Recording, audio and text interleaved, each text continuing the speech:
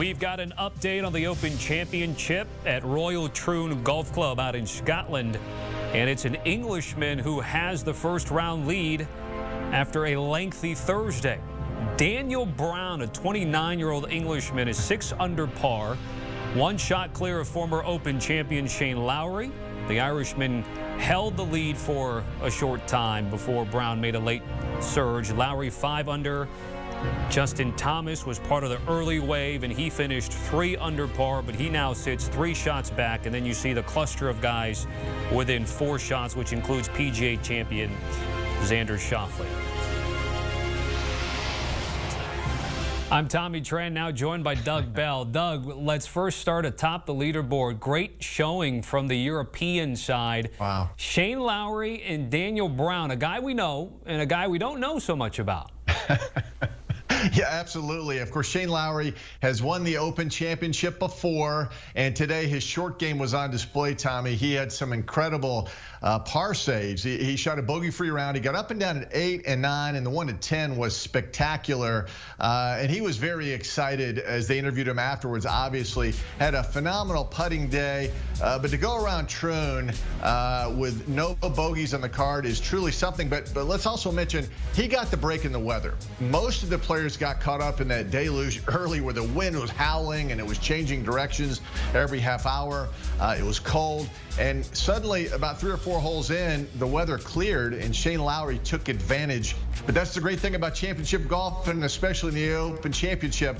You have to be very fortunate with the weather, and Shane Lowry was today. We'll see if he can keep it going tomorrow. Of course, when he won his Open Championship at Portrush in Ireland, he started off with a solid round, and he did again today, so we'll see what happens. A couple of wins on the resume, a major championship, and he won at Firestone back in the day, the old World Golf Championships.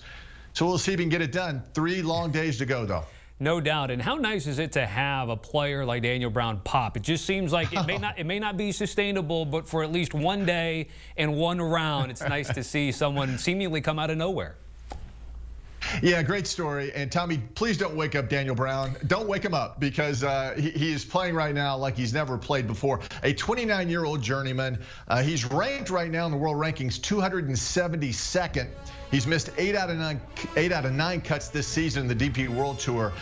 He went through qualifying, found out he was going to play in the Open Championship, his first ever major just 3 weeks ago. Qualified, goes to play at a tournament in Germany, played the Scottish Open last week, and lo and behold, he went crazy today. And the key for him at Troon, the key for all the players, for Rory and Bryson who struggled, you must hit fairways. And today he was 12 out of 14 fairways hit. On 18, by the way, it looked like he was headed for that deep pot bunker over on the left side of the fairway, hops over it. So Lady Luck was on his side today, and he goes on to birdie 18. So good for him. I saw the interview. Seems like a great young man. And obviously he knows better than anybody.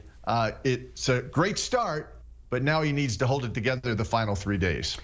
Let's get to some of our guys now, Doug, and talk about Justin Thomas. You know, prior to last week at the Scottish, JT had not led any round of the PGA Tour in more than 2 years, and he nearly did it on back-to-back weeks. What stood out to you about his game, especially coming back after he gave some shots back on 12? 7 birdies, Tommy. I mean, it was an amazing day where he had a double bogey, and he had some other bogeys as you look at the scorecard, but comes back with 7 birdies on the card. And I think the key for him is, I got up early to watch most every shot that he hit and kind of dissected what he did last week at the Scottish Open. And a lot's been made of changing putters to more of a mallet-style putter. And I think the green speeds, they're slower, obviously, in Europe and in Scotland. They're not the really fast, sizzling speeds that these guys play all the time on the PGA Tour. And I think that suits JT a little bit better. Obviously, he struggled, as you mentioned. I mean, this guy has a couple of major championships, but the last win was the PGA, as you mentioned, in the summer of 2022. So we'll see. It's great to see him playing well. It really is. And the key for him, and it's been the problem for the better part of 2 years, is the putter. So maybe he's found something there at Royal Troon.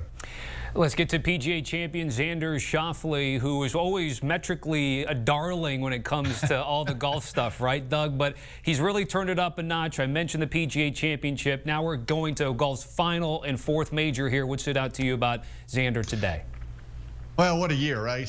Top 10 at the Masters, the win at the PGA, top 10s again, comes on strong the weekend at the U.S. Open. And it was just more of the same today for Xander. Obviously playing with Tiger and Patrick Cantlay. He and Cantlay are close, so I think he was very comfortable in that pairing today. Listen, he's a guy playing at the highest level of his career right now. So every time he steps up, especially in a major championship, and he will in the Olympics, and obviously some big tournaments ahead, this guy is the real deal, Tommy. I mean, you just can't put him down. And I think he's in that window of his career where every time there's a big-time event, his name will be on the first page of the leaderboard going into Sunday. And again, drops a shot at 14, but just steady Eddie for Xander Schauffele. He hit a lot of fairways, hit a lot of good iron shots. If a few more putts had gone in, he'd be right there. But as it is, I think, as he said after the round, he felt very good about his day and very good about where he stands now after 18 holes. Xander positioning himself to be in contention. He was among the betting favorites coming into today's first round. It was Schauffele and McIlroy, but everybody was chasing world number one Scottie Scheffler, at least going into this tournament. He's still there, right around even par, 1 under here for Scottie Scheffler. Your thoughts? Well, again, this is kind of Scottie's MO, right? He starts slow and finishes fast. If you consider starting slow 1 under par. Great shot at 18, by the way. Hit it up there at about 2.5 feet and rolled it in for a closing birdie to get in red numbers. And there was a lot made of the fact that he took last week off. Tommy, he didn't play the Scottish Open, and there was some negative comments about that. But as he said, and he said it at the U.S. Open, from here on out, whenever there's a major championship, he's always going to take a week off before. He flew into Troon, Scotland on Sunday and started practicing on property there. Grew back the beard, by the way. First time we've seen it in a while. And I think, again, it's typical Scottie Scheffler. He grinded through some tough weather early, took advantage of the serene conditions late. And I think at 1 under par against Scottie Scheffler, those guys ahead of him, don't look back, because Scottie might be gaining on you here in the next few days. Doug, I do want to follow up on Scottie Scheffler, because there is some thought that if you're trying to go against world number one, this might be the track to do it, or in general, the Open Championship. How does his game suit this type of particular course, or vice versa? Well, that's a great question, Tommy. And he was asked that question, and he admitted in the pre-round presser that he is still learning links golf. It's a style that he hasn't played a lot on. Obviously, growing up in the United States, hits that high shot with his irons, which, again, you need with target golf, the majority of the courses that he plays. So I think he's learning, and I think we saw that unfold today. Missed a few shots here and there. Ted Scott, his caddy, has been around a long time, knows about links golf and helps him. But we're watching world number one, who, by the way, has now been number one for 97 weeks, tying the great Nick Faldo. That's 5th all time. We're seeing world number one work his way through a learning process, if you will. And I think that's great. I think that's really intriguing, and we'll see what happens. Again, I think it would be somewhat of a surprise to me if he goes on to win here because of his track record on links golf. But we shall see as the tournament unfolds. Yeah, his opponents and competitors are hoping it's a slower learning curve for Scottie there right. on links golf. Doug, what happened to Rory today? Oh, boy. He was just plain bad, Tommy, in the simplest terms. And it started, remember the postage stamp hole? Today was playing 118 yards, a tiny par 3. Only 50% of the field hit the green. And he, with a gap wedge, he hits it in that bunker, can't get out, suffers the double bogey. That's number 8, by the way. And then hits a terrible tee shot out of bounds over to the railroad tracks on the railway hole at number 11. 2 double bogeys in the card. And Tommy, look at the card. Only 1 circle. That's his worst round in 10 years in the Open Championship. It's been a long time since he's played that poorly. And it'll take something in the mid-60s tomorrow, I believe, to bring him back, or at least he can make the cut and play into the weekend. But just a horrific start for a guy. Listen, he came in refreshed, batteries recharged, played pretty good last week at the Scottish Open, but today was a nightmarish start. But I will say this, he was playing amidst the worst weather conditions, so he certainly struggled in bad weather. And he wasn't the only notable name to do so. Bryson DeChambeau, Tommy Fleetwood, Sung J M also having a hard time finding those birdies in lower numbers out today. Tiger Woods, same deal. Big Cat out there. What did you make of Woods' round?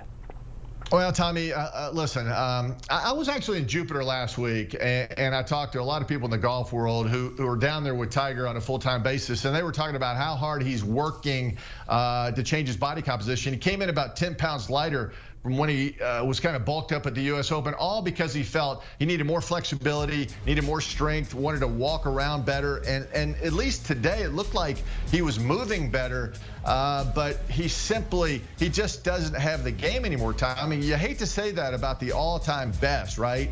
But he simply doesn't play enough, and he shows up at the toughest venues, the toughest setups. And unfortunately, it's just more of the same. I was excited when he birdied 3. That was pretty cool. But from the rest of the way, it was tough to watch. It really, really was. And I think Tiger, he said he'll have to shoot in the mid-60s to play on the weekend. Obviously, that's a goal. But I think after this Open Championship concludes, he's going to fly home where Charlie will play next week in the U.S. Junior Amateur in Michigan. But then after that, I think Tiger does need to reevaluate what his future playing career is going to be. I know people want him to play on PGA Tour Champions, which is about a year and a half away. We shall see. But Tommy, this is tough to watch. It's tough to watch the greatest struggle mightily. We shall see how things unfold here over the next few months. No doubt. And we get at least one more round of Tiger Woods tomorrow. Yes. We know that for sure. Doug Bell joining us here. Doug, certainly appreciate it as always, with a first round recap of the Open Championship at Royal Troon. First Cut Podcast will also have you covered. Let me just give you a quick update on the betting board. Scottie Scheffler still the favorite at 4-1. Shane Lowry right behind him at 5-1. Xander Schauffele at plus 550. And then there's a steep drop off after that. Justin Thomas the next on the board at 14-1.